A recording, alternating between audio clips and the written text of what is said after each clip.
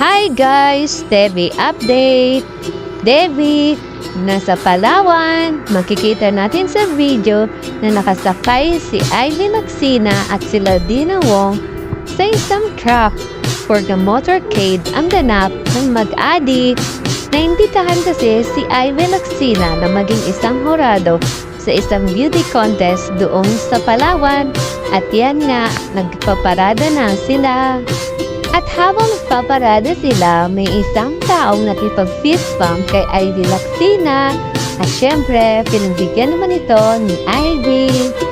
At ito ang ilang pictures ni Ivy Lacsina habang nagpaparada sila. O diba, ang ganda-ganda ng ating Ivy Lacsina. Talaga nga namang napakaganda ng ating Ivy Lacsina dito. O, pa-side view man ito o front view. Talagang kitang-kita ang kanyang kagandahan, samahan pa ng kanyang magandang background o tingnan nyo ang kulay ng langit, asul na asul. Terno talaga sa kanyang suot na damit, ano?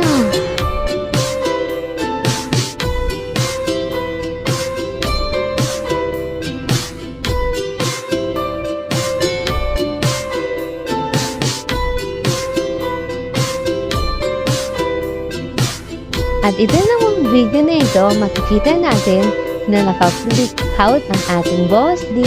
Ang cute mo talaga, boss D dyan. O, kung ano-ano na lang ang iyong pinagagawa. Pero talagang nakaka-good vibes ka.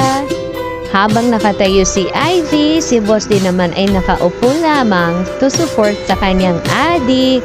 At yan nga, may nagbati kay boss D at kinindata naman ito at tinag-wave ni ating boss D.